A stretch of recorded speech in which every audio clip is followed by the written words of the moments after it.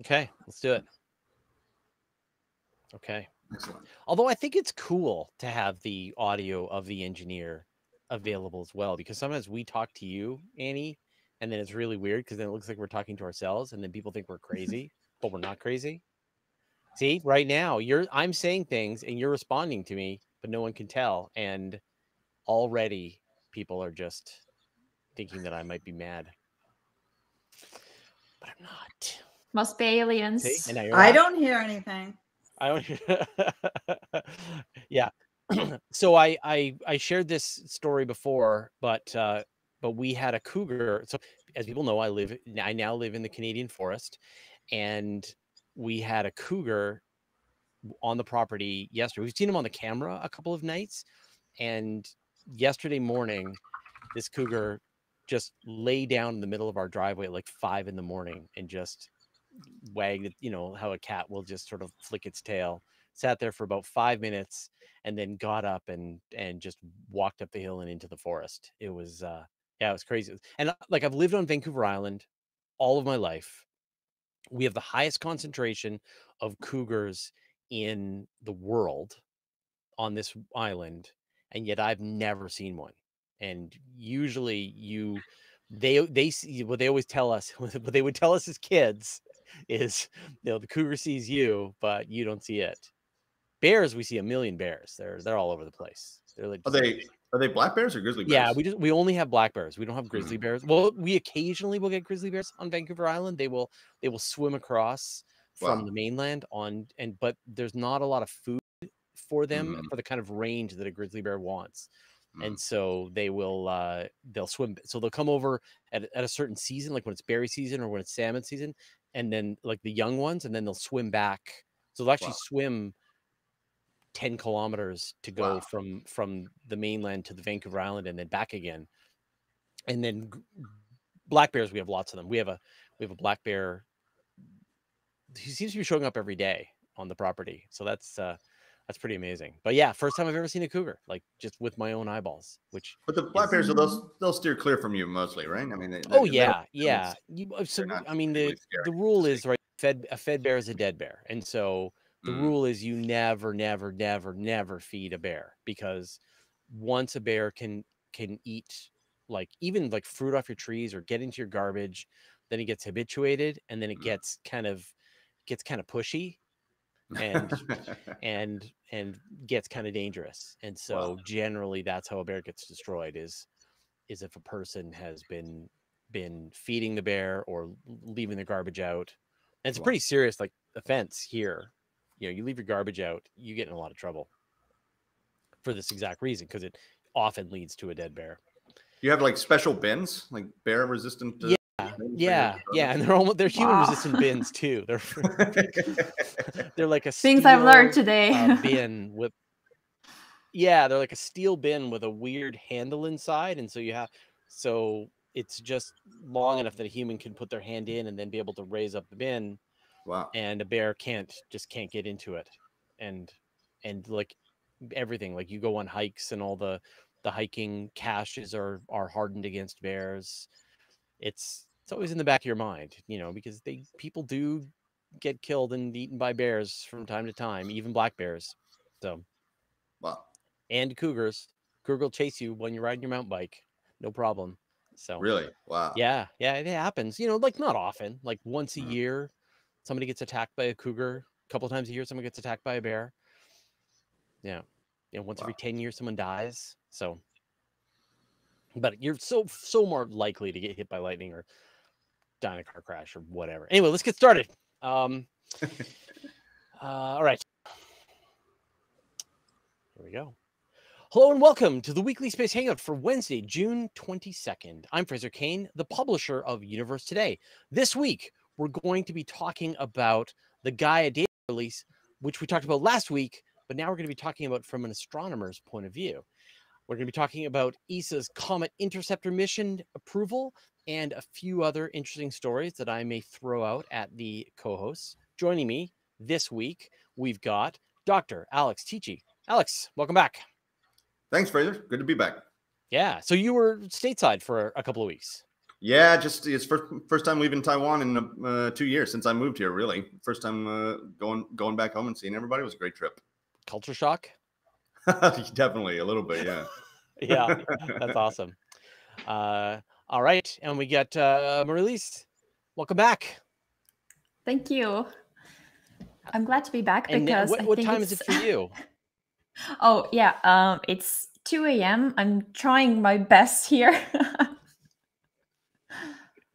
You are hardcore. Wow. And, You so must be were gonna show us challenged something, every or is there now and something- then. Yeah, exactly. Fantastic. All right. Well, we're going to get into the special interview, and I promise you, this is going to be a good one. So stick around.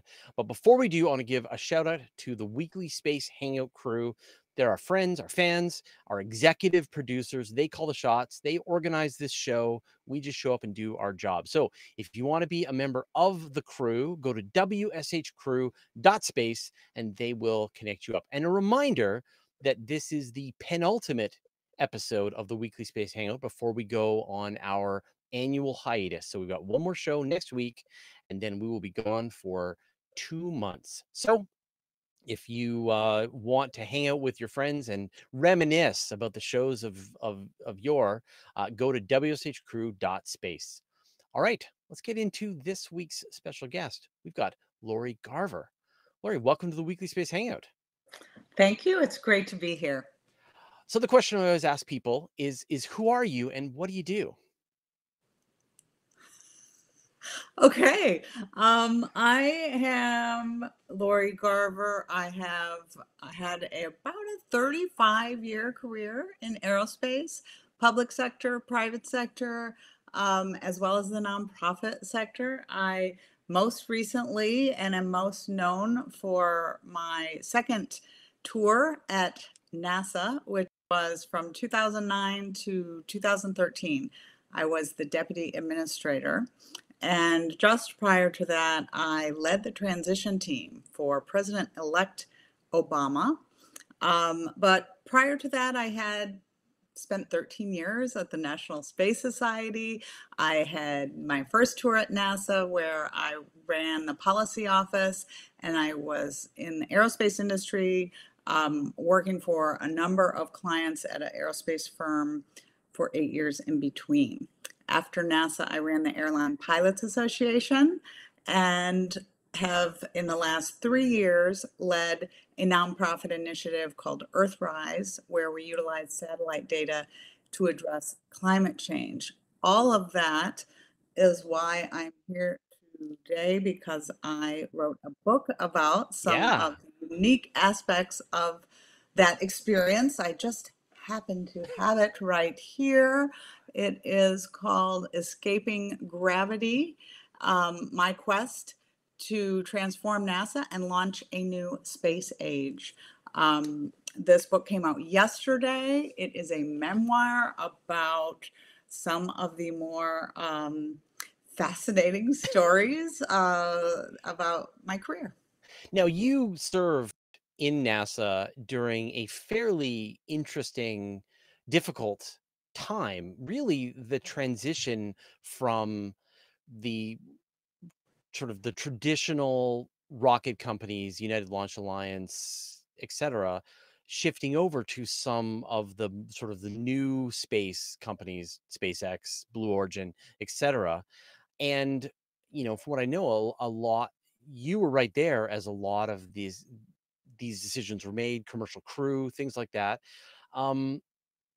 What was it like to be there as this transition, which we're now in the middle of it? I mean, SpaceX is launching, I don't know, it feels like a rocket every hour or so. But what was it like to be during that time as these new challenges were coming in at the same time that the established organizations were pushing back? Well, I guess I'll just acknowledge I wasn't just there. It might not have happened if I hadn't been there. I made it happen.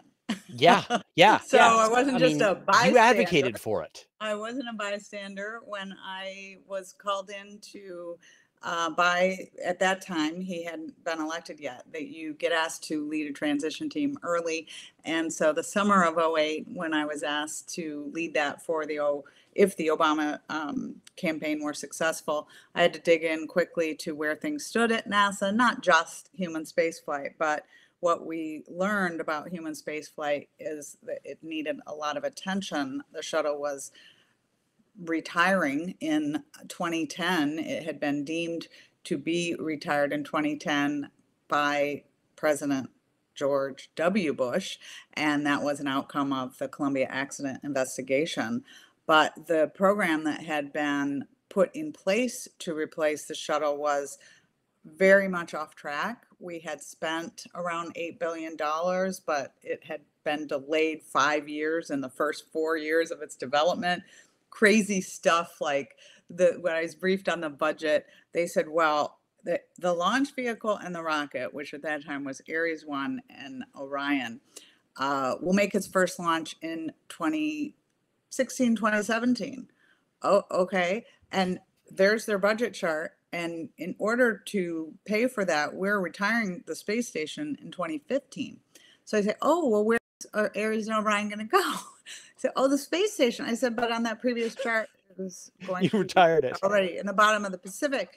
Oh, well, they were basically hoping to get more money and keep Right. all their balls and contractors moving forward. And so there was a break in the program. And unfortunately, for a lot of reasons, we hadn't done enough to replace the shuttle in time for there not to be a gap. So looking at our potential to recover the program, as I said, my history had been with the National Space Society, where people had been very committed to advancing a partnership with the private sector. Mhm. My 5 years at NASA with Dan Golden, he had every intention that the replacement for the space shuttle would not be owned and operated by the government. We had been doing that for decades, and the programs he initiated were all commercial partnerships. But the two administrators in between, Sean O'Keefe and Mike Griffin, had decided they would go back to government owned and operated. So since those were off track, we proposed, and the first conversation I had with, at that time, still candidate Obama, I talked to him about the recommendations that I had, that is depicted in the first chapter of the book, and he agreed that we should start a commercial crew program. That was the beginning of what became a difficult couple years, because the traditionalists, as you might imagine, they don't want to let go of the billions of dollars in contracts that they have. And the head of NASA in particular was an astronaut and not interested in it himself. So from the number 2 position, I had to maneuver this into place. But I'm at least happy we've got that going now. And I mean, at the time, SpaceX was not the juggernaut that they are today. And they had their share of launch failures, and you helped to push through both the commercial side of things, the cargo, as well as the commercial crew, right? And well, yes, to be fair, cargo really was established by the Bush administration and Mike Griffin. It hadn't launched yet, and the down select was during the transition, and we let NASA handle that. They selected at that time Orbital Sciences and SpaceX. So yeah, SpaceX had only had failures when I was advising the president. But of course, I wasn't doing this for SpaceX. I was doing this for space, and lowering the cost of launching to orbit is the key to everything. Dan Golden used to call it the Gordian knot. We need to figure out how to untie the Gordian knot. If you recall, most of our science missions, they kept, you would spend more on the launch vehicle than you would on the spacecraft. I mean, it was crazy. And the science budget was overtaken by this. And then you ended up with these missions that you could only do, every decade. So we really wanted to address that head on. And the way to do that was clearly to involve the private sector, who could then expand the market. Because at the turn of the century, we had 0 precisely percent of the commercial launch market because we had priced ourselves out of the business with our monopoly provider. So the Chinese, French, and Russians were doing all the commercial launches. So if it hadn't been SpaceX, you know, there were lots of companies in the 90s who tried this. Certainly there would be others, but I go to great pains in the book to credit SpaceX because this would not be happening to the extent it is right now without them, for sure. And yet here we are, just yesterday or just the last couple of days, the Space Launch System, I believe you called it the Senate Launch System. I do not call it that. Oh, okay, all right. But the Space Launch System refueled for or attempted a refueling for the 4th time. They got 90% of the way there. They almost were able to fill it up. The budget on that is about $40 billion so far. We're looking at $4.1 billion a launch moving forward for 2 astronauts going to the moon, maybe 3. And when you compare that to $50-ish million a seat for astronauts going to the space station, we're looking at orders of magnitude here in differences. It's further away, Fraser. I know. I'm like, where do we go from here? It's. What do you suggest? Well, there's a new Gordian knot. How does this one get untied? It's tough because I tried desperately not to tie this knot.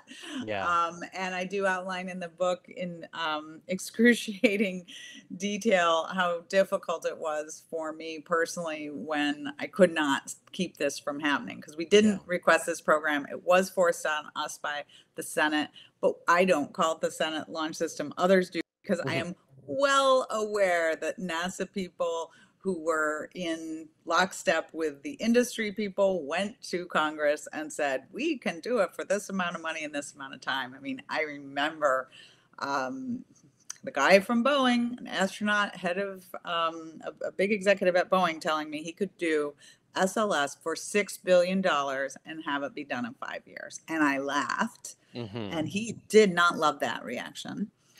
He said he was serious and he could. And this was in, 2009. Right. So, but even like when you compare. So what do we do now as a whole? Pardon me? I was just going to say, like, when you compare, like the Apollo missions was about $250 billion in costs, like inflation adjusted. Space Shuttle was $180 billion inflation adjusted. Sure, $6 billion is ludicrously low. Double it again. That's still probably fine. But of course, it's not going to happen like that. And of course, why would we be doing it based on old technology when the whole sort of value proposition of NASA is to drive technology and lower costs and increase accessibility, because the real science is done once we get on orbit. So this was the frustration. And I truthfully think now, although I've heard no one say it, if they would have known how much it would cost and how long it would have taken, they wouldn't have done it. But I have not heard them say that, but I'm pretty sure that would be true. I don't think we could have sold it for this. The difficulty was especially that you had these 2 companies, SpaceX and Blue Origin, dedicated to developing their own heavy lift vehicles on their own dime. Yeah. So another incentivized program like we did for commercial crew and cargo would clearly have been the right thing to do. When you then get to, as you pointed out, even the launch costs are going to be so much compared to, say, the Falcon Heavy, which is around $150 million for the $4.1 billion of SLS, and it can carry, about 70% of the mass. I had this little side story in the book of seeing NASA had a leaflet promoting SLS at a conference, and it said how many elephants it could launch. It was like 18. And I found this just, fantastic. I had not been aware of the Elephants in Space program when I was at NASA.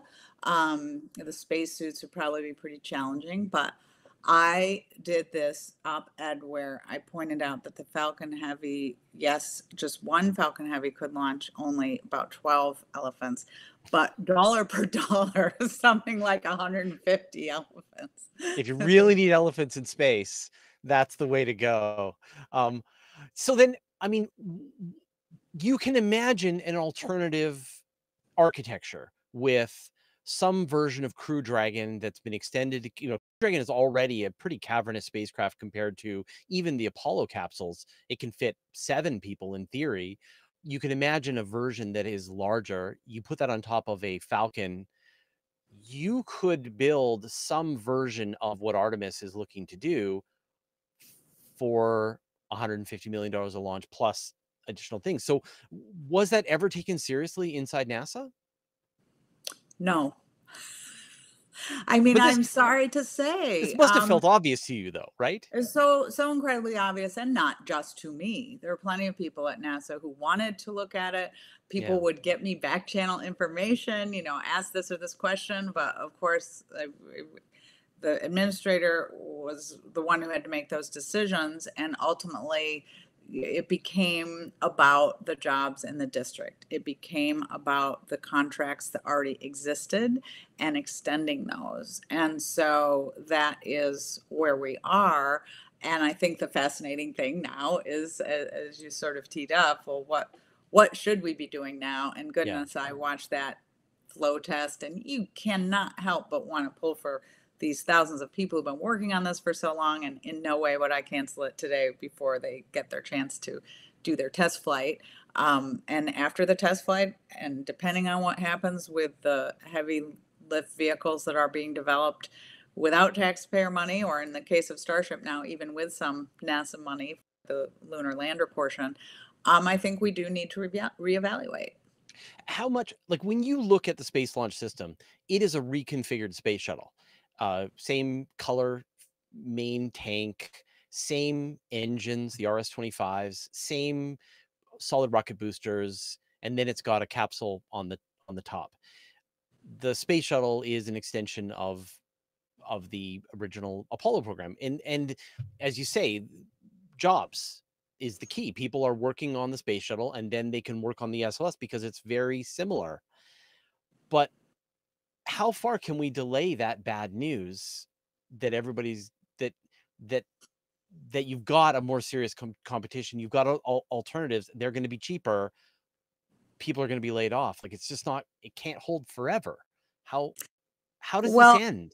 In my view, having been there during these times, I don't think it will end until we do have a working alternative.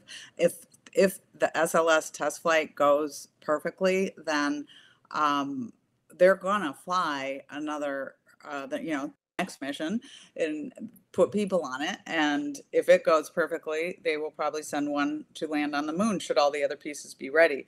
But if Starship starts flying in the middle of that, that's the real question. We know we could have done this on, using a Falcon Heavy and doing more in the way of on-orbit construction and fueling, but that's not the path we took. And so here we are. The real question will be, is Starship going to work? Because I think it's fairly obvious to most of the space community that's not incentivized to be working toward SLS and Orion succeeding, that Starship could do that entire job, not just the lunar lander job. Yes. Yeah. The fly people to the moon job.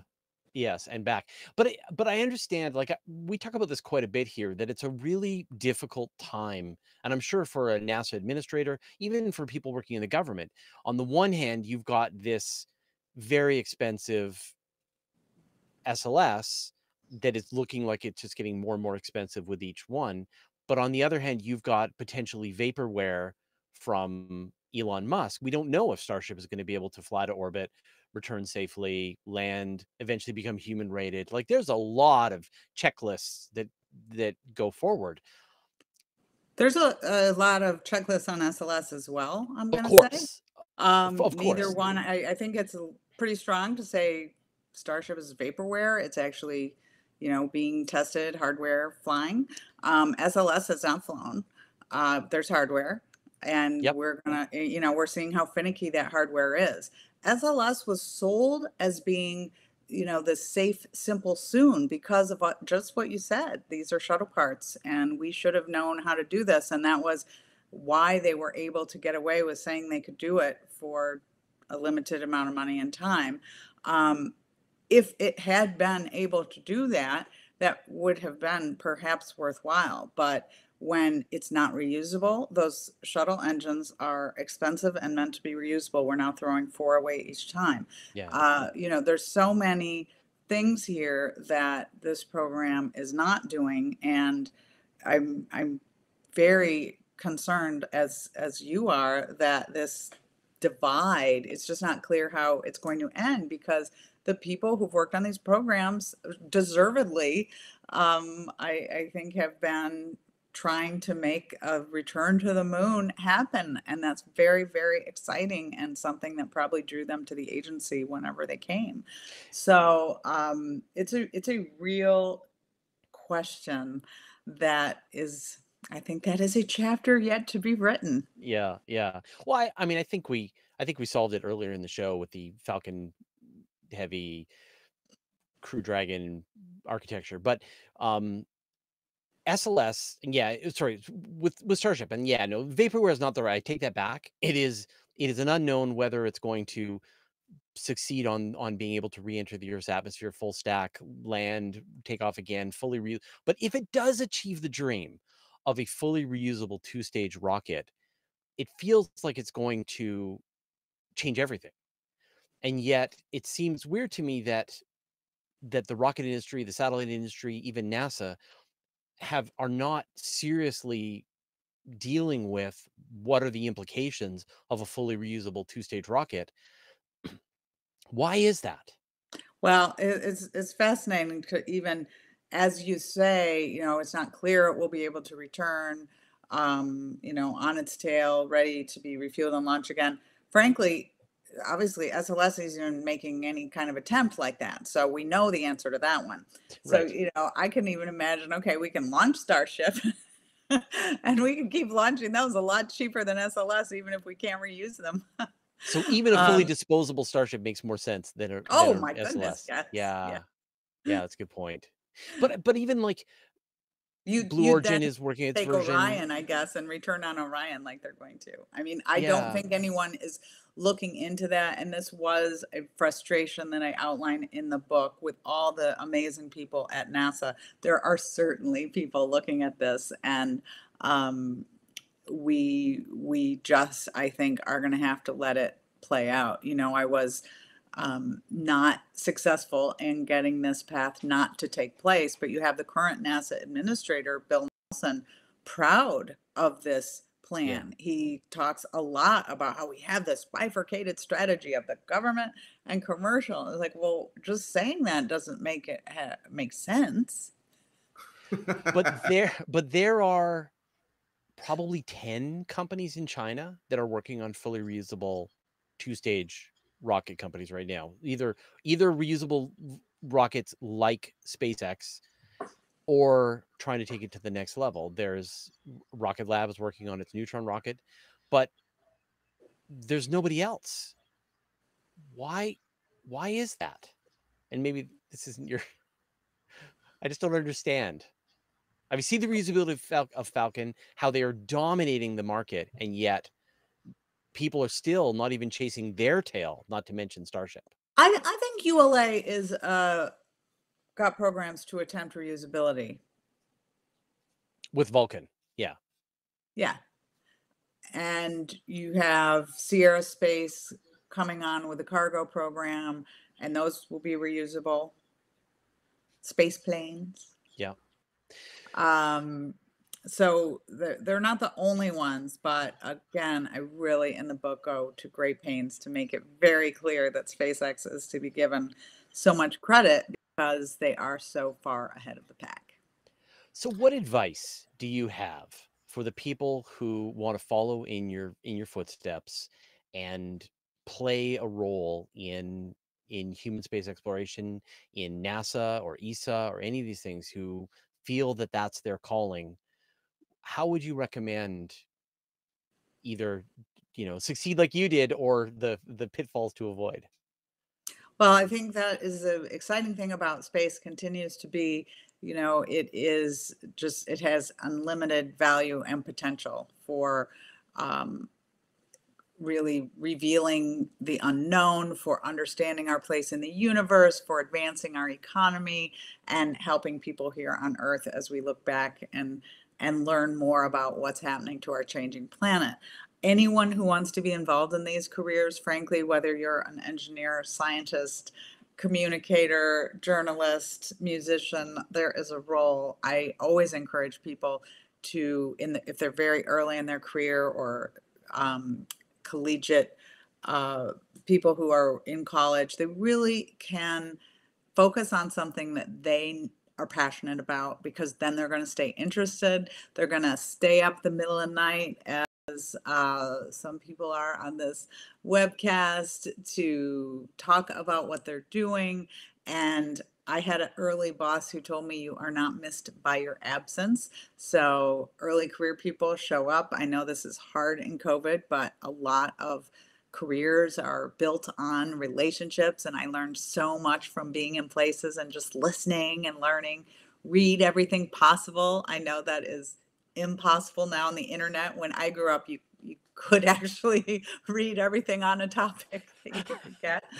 Yeah. But really, my message would be, it is a wonderful thing to be alive and a part of something truly transformational like space exploration and discovery, and the return that we give to humanity. That's why I felt so strongly we needed to make some reforms at NASA, because we are doing this on behalf of the public.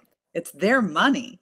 And so we got to do it efficiently and effectively, and select goals that are meaningful and return real benefits. It does feel like one of the most exciting times in human space exploration, and just space exploration in general, with all of the robotic missions, the exploration of Mars, and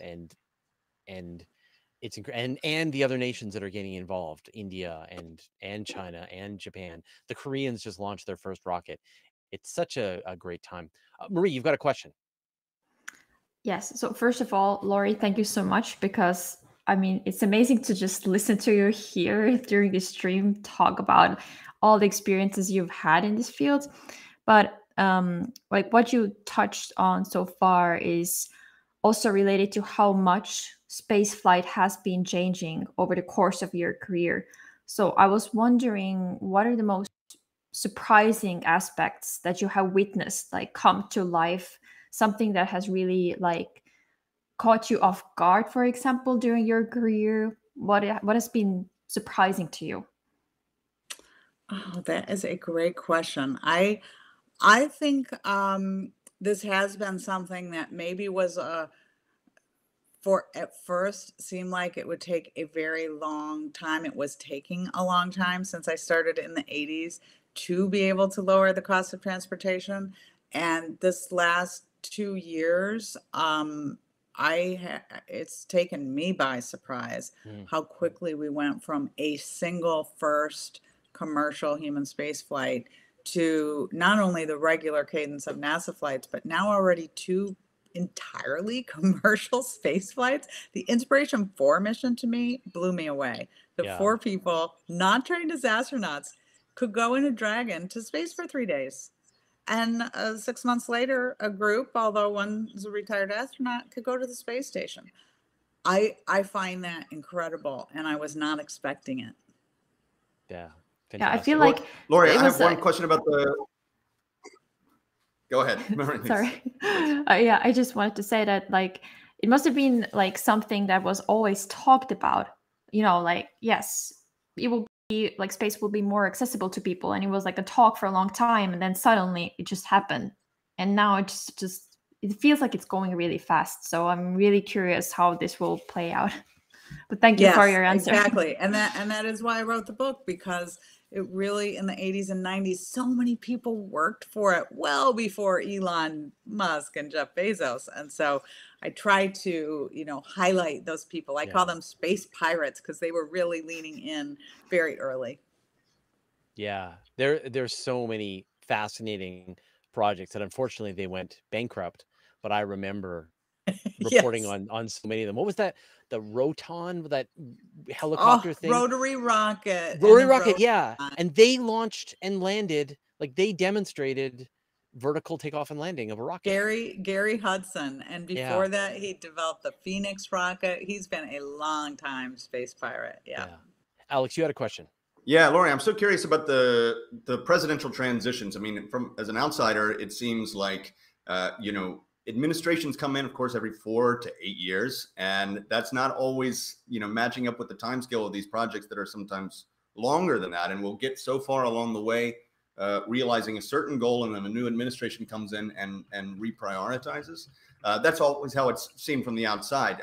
Clearly, there must be some sort of consideration about, we're pot committed at this point to this project, and we're going to go see it forward. But sometimes there's going to be these tough choices made about, we're setting a new direction. And so I wonder if you think there's ways of improving. Obviously, you were in charge of this, so I'm sure, were sort of putting your own sort of vision forward about how we ought to handle these sorts of transitions. But is there ways that we could improve this going forward from, handing off from one administration to the next? Well, I'm so glad you asked, because I'm here to try to debunk this myth. Truthfully, I have been part of outgoing transition. I left because I was a Clinton appointee by the time of 2001, and then incoming in Obama. And while the space community likes to have you think, oh, the problem is these presidents with their different agendas.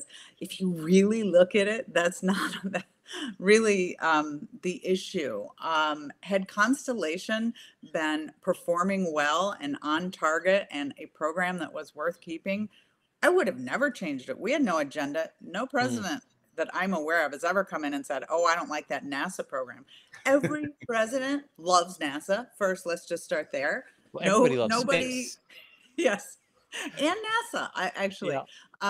And so they wanted to succeed, and they say, what's going well, what's not going well. So as I say in the book, the best way to approach this is just do what is asked of you. Make commitments that you can meet, and meet them. And I say this is sort of like with your kids with their allowance. If they're going to go spend it all in candy, well, I'm not going to just go give them more because they overspent it midweek. That's something that's not healthy. So really, if you look at most NASA programs, look at the Webb Space Telescope. It started in the 90s. No administration that I was part of, incoming, outgoing, was ever going to change that, even with all the cost overruns. I came in when the Mars Science Lab, Curiosity, was going to be, it really needed to be given its next window, because we were pushing too hard to meet the first window. We probably wouldn't have been able to land it successfully. Absolutely. We said, yes, we will take that on. But when you make those decisions, then that impacts other programs. That one impacted ExoMars. So that wasn't a presidential, oh, we didn't want ExoMars. It's that we had to give a chance, for the snake who was eating the big, rabbit to digest. Presidents, Trump may have been different. Like, he kept talking about, we're going to go to the moon. No, I want it to be Mars. But the truth is, most of what we planned was utilized for Artemis. The Power and Propulsion Module, the PPE, which is part of Gateway, we started that as a tech demo program. Human spaceflight is a geopolitical program. So certainly, as we have new challenges for this nation, new partners right now, our situation with Russia makes this an extremely complicated mission, the space station. Those are things that transcend administrations. We have not, as I think earlier Fraser stated, we have just had the Space Shuttle and Space Station as the only human spaceflight program since Apollo. And those were president after president, different parties supported. So is that myth busted? Busted. Yeah, I think so. Yeah, that's a fabulous answer. Thank you so much for satisfying my curiosity about that. All right, Lori, so the book again, Escaping Gravity, and it is these topics and many more, a memoir. I can't of even your tell time. if am I being seen? I don't Yep, know, but yep. here is the book. Yep, we've actually got the book up for on the Oh, screen great. for the audience as well. So they've had plenty of time to write it down and order it Yes, by Amazon. Escaping Gravity. It is. It was released yesterday. Available wherever you buy your books. I actually read for the audiobook. If you want to hear this Michigan twang, sort of hoarse right now voice, but please give it a look. Well, congratulations. I hope it was therapeutic for you, and I look forward to interviewing you, not about NASA, all about using satellites to study climate change at some point in the future. So maybe we'll have you back to have that conversation. Sounds good. Thank you all. Take care. Good luck. Thanks for jumping in there, guys. I was all out of questions. I had nothing else that I could think of to ask. Yeah, that's a good get. She's a great guest. I have so many questions for her. It would be easy to feel like the hour or two. Yeah, I could have. Yeah, that could have been a 2-hour conversation. I already feel bad that we were running a little over time. So, all right. So we got just a couple of quick stories tonight, which is perfect. So, Marie-Liis, let's talk about the Comet Interceptor mission. Yes. So the news is in that this new Comet mission has been recently approved for construction. And what is it about? So basically, it's a mission to visit a comet that is just entering the inner solar system, either for the first time or on one of its first orbits. And this mission will focus on a type of comet, therefore, that has not significantly changed due to its proximity to the sun, and therefore it would contain unprocessed material. And for example, it could originate from the distant Oort cloud. And as of 8th of June, the study phase is complete at the European Space Agency, and the prime contractor for building it is being selected. So after that will come the implementation phase.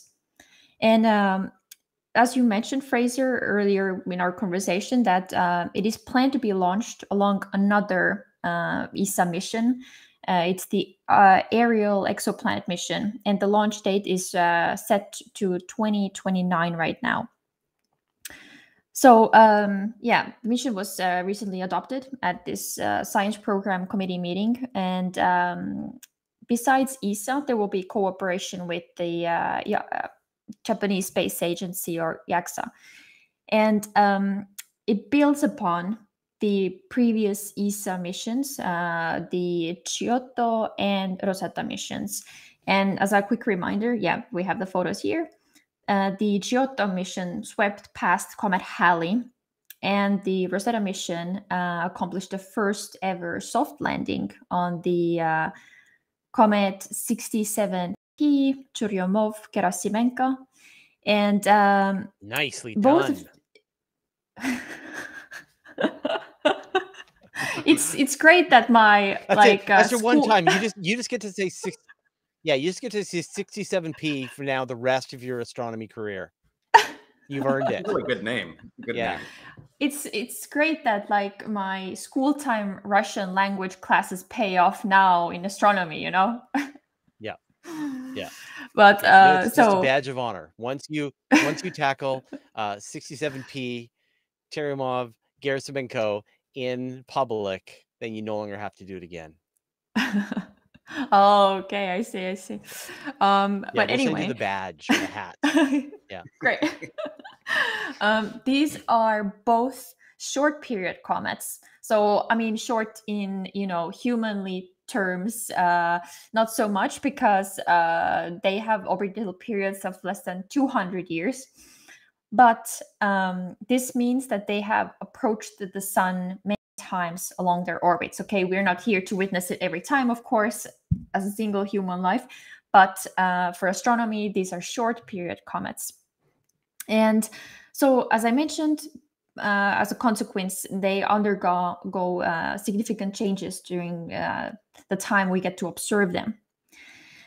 So the whole trick, or how to say, not the trick, yeah, I guess I could say like the trick that the Comet Interceptor will pull off, is planning to pull off, is to launch when their target is not known yet. So the goal is to be launched to this Lagrange 2 point, 1.5 million kilometers away from the Earth, and then try to sit around there until the perfect target comes along, and then send the spacecraft there. So it will be made up of one main spacecraft and 2 probes. So one of the probes will be provided by JAXA. And then the plan is to observe the comet from multiple angles. And it's incredibly ambitious, I think. And I think like it provides this extra value because it will be kind of like a mission to cheer on. Like, what is the target going to be? When will it realize? When will it come to fruition? I think it will be tense for the scientists. It will be interesting for the public.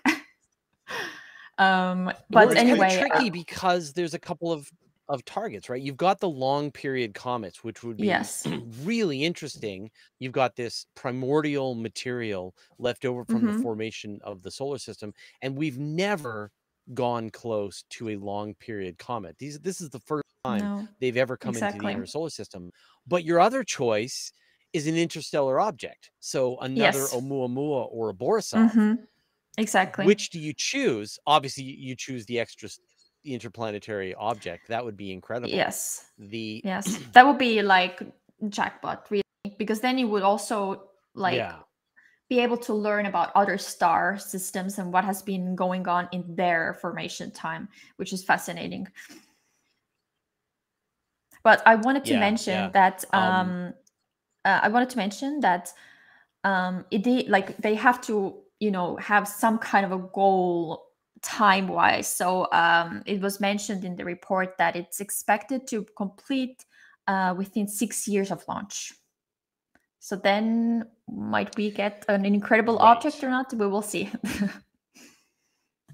Well, we'll for sure get a long period comet within that time frame. I mean, there are a few making their way into the solar system every year, so I'm sure they'll find one. It's just finding one that is within its propellant, within its ability for Delta V to reach it, which will be cool. Right, I would imagine it's going to kind of depend on the geometry, right? Well, where the spacecraft is sitting when the thing comes, come in from anywhere, really. Exactly. That's another aspect of the mission. Well, the nice thing about L2 is that it's essentially just about to fall out of Earth orbit at that point. So it's gone as far as it can in preparation if you don't know where you're going to go. And so then you don't have to get away from Earth's gravity, et cetera, et cetera. At this point, you just have to find a nice intercept direction. And also you just have to be able to cross paths with it. You don't have to chase it down, orbit it, et cetera. You just have to, cross the line at some point. But it would be amazing. But man, can you imagine like an orbiter or something to actually go like what Rosetta did, but to go to an interstellar object? Now that would be amazing. Like as you mentioned, we do get those long period comets. That's kind of like a given. We have these reservoirs in the solar system for comets, but that interstellar object would be something truly like mind blowing. Like we were, with the first object. I mean, all the buzz that it created. I mean, I think it was also deserved, really.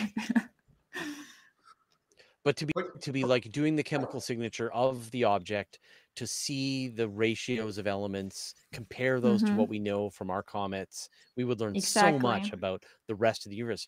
We still have just this sample size of one, and suddenly we would know more about the universe. So I'm thinking all of our spacecraft that have reached escape velocity. They've had gravitational assist missions, so we're really not even capable of putting an orbiter around something that's already with a Falcon 9, a very small spacecraft, an ion engine. You could it would take you about 30 years to but it would be an orbiter. Like you would go into orbit around Oumuamua if it was Wow. worth it to you. Yeah, there's a project called or mission called Project Lynx. And they just keep updating as they come up with new ideas for Project Lynx. And so now their latest ideas, they do like an orbit around the sun to get an acceleration and then chase down Oumuamua, and they still think within 30 years they could do it. So we've Damn, got I like have 5 to minutes look left. this up. So Project Lynx, yeah. And they just keep saying like we could still go get Oumuamua if you wanted to.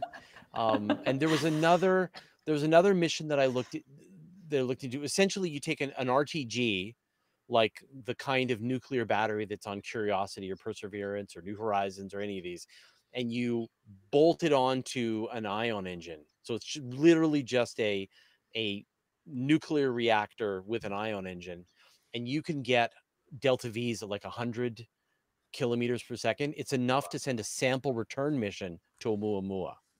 Wow. Right? Thank you so much for this information, Fraser. Yeah, I have so much to look up. So not only, I did an interview on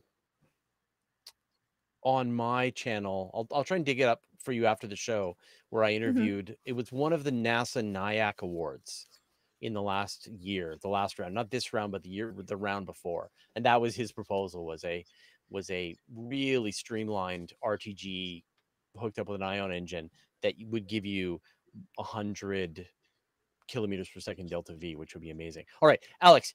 So last week we talked about the Gaia mission. Morgan gave us the rundown, but you got it sort of from the astronomer's perspective. What did you had some additional thoughts on that? Well, yeah, we've successfully run out the clock. So I got pre-scooped a week ago on this talking about Gaia. But yeah, this is really like astronomer Christmas. So anyone who wasn't paying attention last week or didn't listen to the episode, watch the episode. Gaia data release 3 came out. So we get these data releases. It's a huge amount of data. Gaia has measured parallaxes and thus distances to something like 1.5 billion stars. It's really just this amazing mission. Even if you don't really do this kind of galactic or even extragalactic science, every astronomer, every observer, I would guess, looks at Gaia data at some point because these distances especially are so important. But that's just a piece of it. We get color information, we get effective temperatures, surface gravities, masses, ages.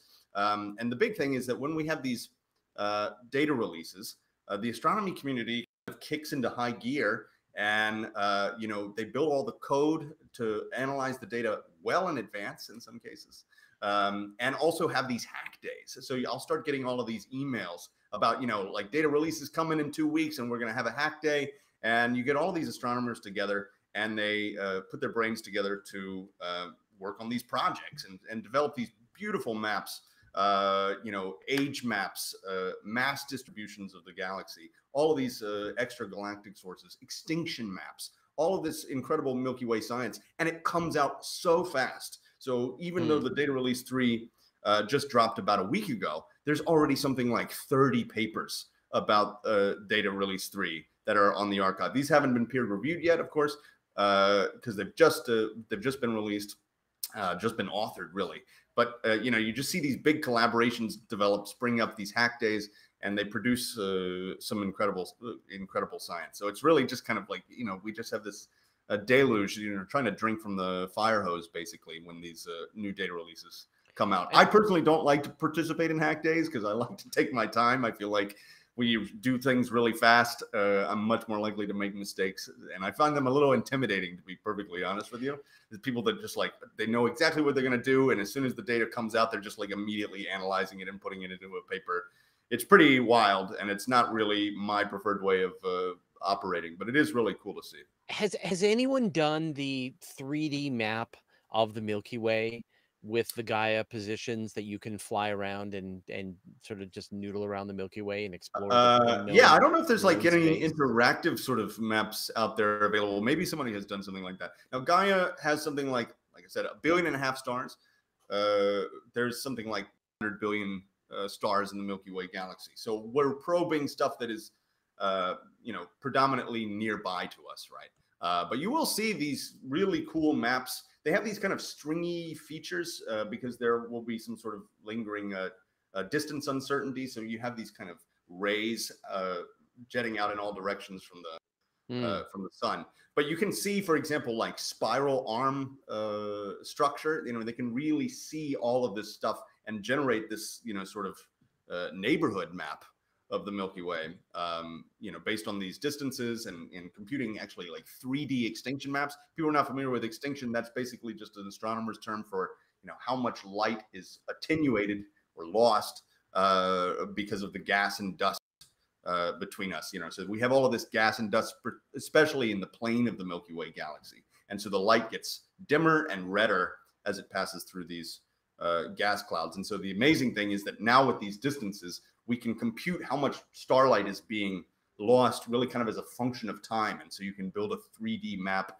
of these gas and dust clouds. So yeah, the science capabilities of Gaia is really just spectacular. Yeah. It was coming along when I first got into astronomy, in the mid 2010s. And I just remember everybody just, so excited about what Gaia was going to be able to do for us. And it has totally delivered. So I had a chance to interview Dr. Martin Barso, who was one of the people on the Gaia team. He's from Leicester University. And he was saying that they're actually behind, that they're still crunching data that was gathered several years ago, even though Gaia's been gathering data for 8.5 years now, and probably will go till about 10 years. They're still only like up to about 5 or 6 years worth of crunching the data. Wow. That there's still a ton more data in there that they haven't even had a chance to go through. And yeah, so go ahead. Oh, just like all this time is just spent, all this new spectroscopic data, all of this new brightness data in there is just Photometry. brand new to add to this additional information. Has just been mind-bending. So it's there's not just star information, there's also solar system objects, something like 150,000 150,000 asteroids, like 900,000 galaxies that they have, and quasars, a million quasars. And just to sort of tease what's coming down the pike here, the next data release is expected that we will get astrometric detection of exoplanets. Yes. So, they have been watching these stars over time. The stars are moving around. We have parallaxes, we have proper motions, but also reflex motion of the planets pulling on the stars. And so the expectation is that eventually you'll be able to get a 3D basically solution for the presence of planets and discover huge amount of planets this way. I can't wait for that. And it was interesting because I actually pushed him on that, like, where are my planets? And they actually have a couple. So there's one white dwarf with a 9 Jupiter mass planet in the Gaia, but discovered astrometrically. And he said this time around they were able to bring in tons of planets through radial velocity method and through transit method, because it has both those capabilities. It gets the transit from the spectroscopic data, it gets the transits as well. So I love Gaia. I love it so much. I love this spacecraft. I think I would expect that maybe with the planets there will be like a surprise drop, as there were with the asteroid orbits. Like suddenly it was like, oh guys, we have 150K orbits determined. What? He said there was just still too much noise to get really good data that you could really be happy with.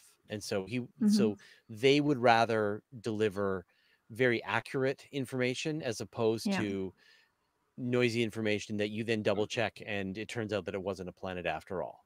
And so that is that's what comes next. Well, we've gone over time. We've reached the end of our show. I hope you all enjoyed this a ton. Marie-Liis, if people want to follow your work, and what is the best place to do it? Yes, thanks. So sorry for having to spell out my complicated name, but you can find me at by Marie-Liis on Twitter and on Instagram. I'm on my website as well. I'm also on medium.com, and I recently started a blog slash like post series on different fields connected to space. So for example, astrobiology, space psychology, all kinds of fields that maybe people who are interested to take up space could then connect their interests with. So do check that out if you're interested. And is that the by Marie-Liis.com? Exactly. And Or is I that have the your- same account on medium.com as well with the same handle. Perfect. Fantastic. Excellent. All right, Alex. Yeah, follow me on Twitter at Alex Tichy. And, you know, I'm working on Exomoon stuff all the time. I've got some new summer students, super excited about what we're going to get accomplished this summer. Fantastic. Well, thank you everyone for watching us today. Thanks to our special guests. Thanks to my co-hosts. Thanks to all of the moderators. Thanks everyone watching us both on YouTube and on Twitch. And a special thanks as always to Nancy Graziano for organizing this whole thing. We couldn't do this without you, Nancy. Thank you. All right. We will see you next week for the final, the ultimate episode before we go on hiatus. So definitely come back next week. We'll see you then. Thanks, everyone. Thank you.